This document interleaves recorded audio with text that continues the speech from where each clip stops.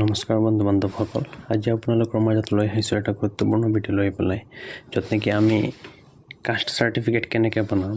আমাৰ ইমান important caste চাৰ্টিফিকেটখন আজিকালি চৰকাৰে অনলাইন কৰাৰ সুবিধা আমাক প্ৰদান কৰিছে। আৰু এই প্ৰচেছটো কেনেকৈ কৰিম তাৰ কাৰণে আমি বিতংকৈ আলোচনা কৰিম। কাষ্ট চাৰ্টিফিকেট বনাবলৈ পোনপ্ৰথমতে আমি গুগল ক্ৰম ব্ৰাউজাৰ অ'পেন কৰিম। অ'পেন কৰি পেলাই ইয়াতে sevasetu.com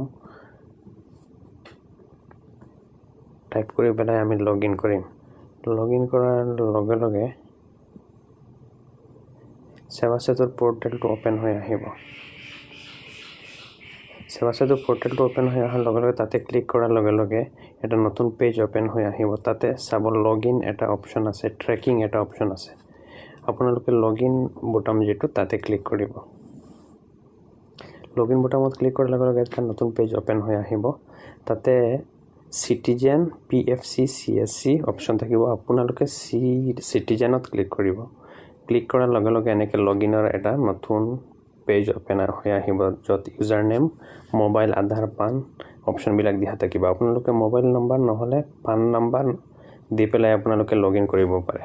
গতিকে যিহেতু আপোনালোকে প্ৰথমতে কৰি আছে, তেতিয়া আপোনালোকে ৰেজিষ্টাৰ্ড কৰিব লাগিব। ইয়াতে মোবাইল নম্বৰ দি পেলাই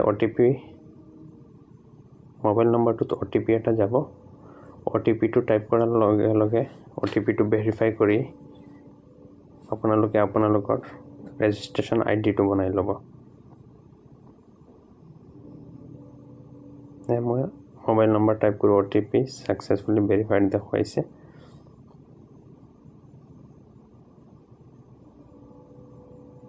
ইয়াৰ পিছত আপোনালোকৰ যিটো নাম নিজৰ ডাটাখিনি ছাবমিট কৰিব লাগিব। Name, gender, date of birth এইখিনি আপোনালোকে ছাবমিট কৰিব। তাৰপিছত পাৰ্চনেল কিবা এটা মেছেজ আছে, মেছেজটো দি দিব। কেতিয়াবা যদি আপোনাৰ IDটো হেৰাই যায়, তেনেহ'লে এইটোৰ দ্বাৰা ৰিকভাৰী কৰিব পাৰিব। ইউজাৰ নেম এটা ছেট কৰিব, যিটো দি পেলাই আপুনি প্ৰত্যেকবাৰ লগ ইন কৰোঁতে ইউজাৰ IDটো লাগিব। আৰু ইয়াৰ পাছতে আপোনালোকে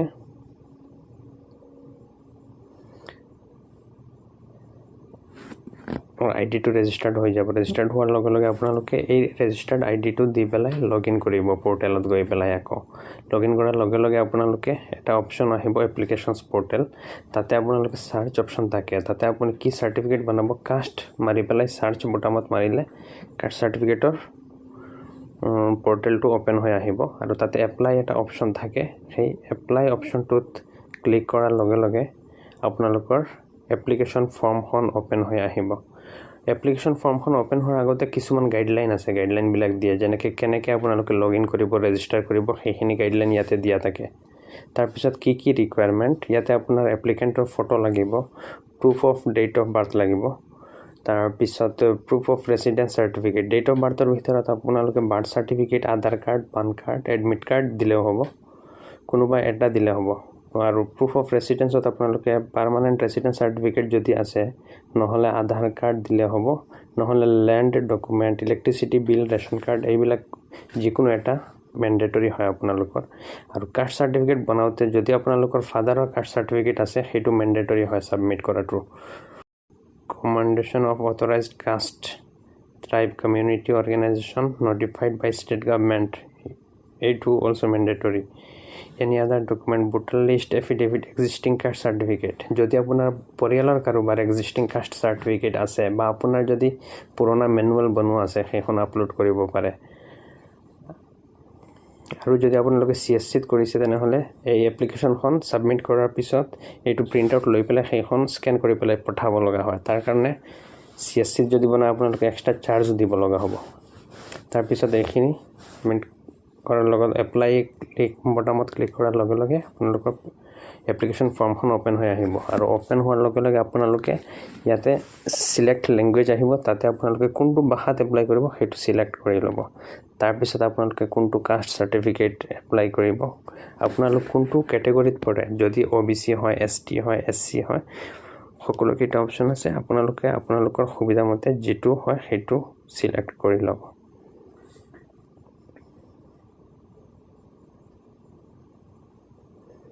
ছিলেক্ট কৰাৰ পিছত আপোনালোকে নেক্সট বুটামটোত ক্লিক কৰি দিব।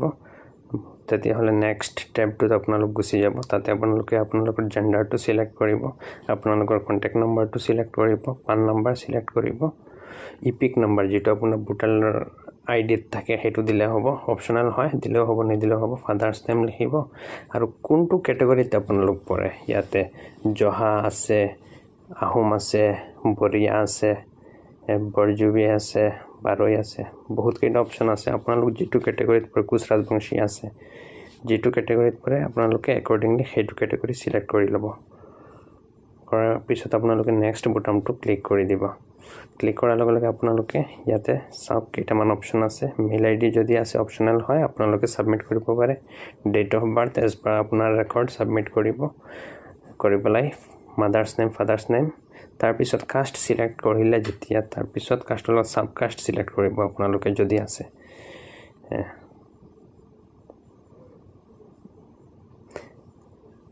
সাব কাষ্ট তাৰ পিছত আপোনালোকে ডিস্ট্ৰিক্ট সিলেক্ট কৰিব ডিস্ট্ৰিক্ট সিলেক্ট কৰাৰ লগে লগে আপোনালোকৰ হাউস নম্বৰটো ম্যান্ডেটৰি হয় ষ্টাৰ মাৰ্ক থকা বিলাক কম্পালসৰি আপোনালোকে ফিল আপ কৰিব লাগিব ষ্টেট ফিল আপ কৰিব সাৰ্কুল অফিস সাব ডিস্ট্ৰিক্ট সকলো ফিল আপ কৰি পেলাই এড্ৰেছ পিন নম্বৰ সকলো ফিল আপ কৰি আপোনালোকে সেভ এণ্ড নেক্সট বুটামত ক্লিক কৰি দিব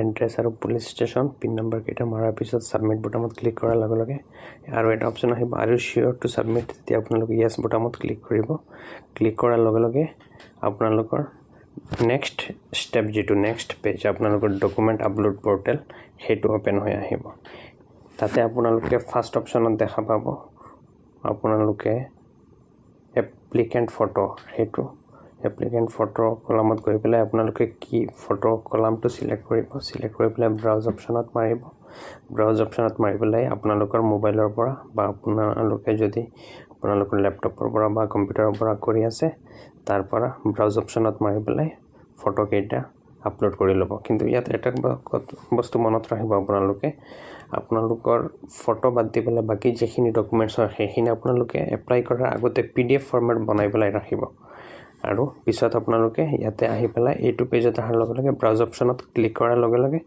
মোবাইলৰ পৰা ব্ৰাউজিং কৰি পেলাই এটা ডকুমেন্টছ কেইটা আপোনালোকে ইয়াতে আপলোড দিব ফাৰ্ষ্টত আছে আপোনালোকৰ ফটোটো PDF ফাইল নালাগে JPG ফাইল লাগে আৰু বাকিখিনি ডকুমেন্টছ আপোনালোকৰ proof of residence আপোনালোকে এড্ৰেছ proof ৰেশন কাৰ্ড বা ইলেক্ট্ৰিচিটি বিল যিকোনো এটা ডকুমেন্টছ দিলে হ'ব আৰু ফাদাৰ্স কাষ্ট সাৰ্টিফিকেট কম্পালসৰি হয় এটো আপোনালোকে ম্যান্ডেটৰি দিবই লাগিব আপলোড কৰিবই লাগিব আৰু যদি এক্সিস্টিং আপোনাৰ আছে কাষ্ট সাৰ্টিফিকেট তেনেহলে আপুনি কেৱল এক্সিস্টিং কাষ্ট সাৰ্টিফিকেটখন দি পেলাইও এপ্লাই কৰিব পাৰে সেইখনৰ বেচিছত ভেৰিফাই হ'ব ভেৰিফাই হৈ পেলাই আপোনাৰ কাষ্ট সাৰ্টিফিকেটখন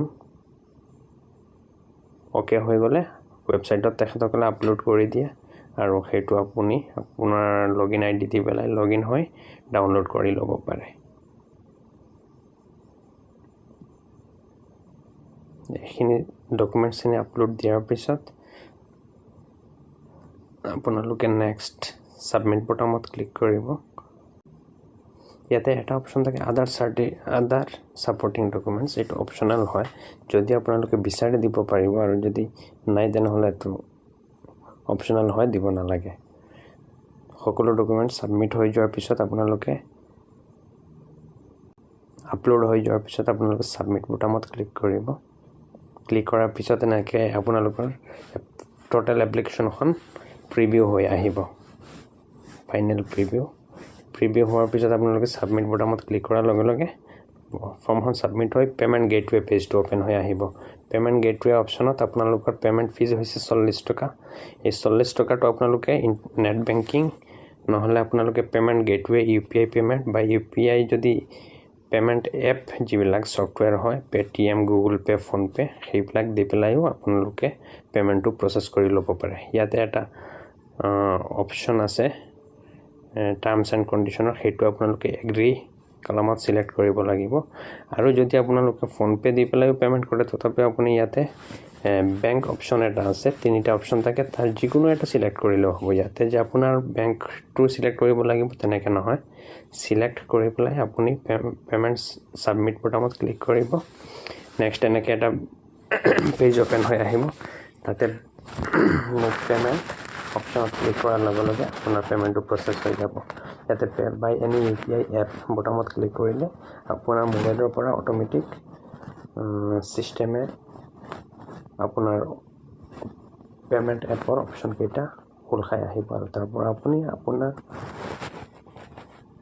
লিংক যিটো এপ হয় সেইটো লিংক ক্লিক কৰি পেলাই তাৰ পৰা আপোনাৰ পেমেণ্টটো প্ৰচেছ কৰিব পাৰে। এয়া চাওক, পেমেণ্ট প্ৰচেছ কৰাৰ পিছত পেমেণ্ট ছাকচেছফুল এনেকৈ এটা ন'টিফিকেশ্যন আহিব। ন'টিফিকেশ্যনটো ছাবমিট হোৱাৰ পিছত এটা একনলেজমেণ্ট ৰিচিট আহে।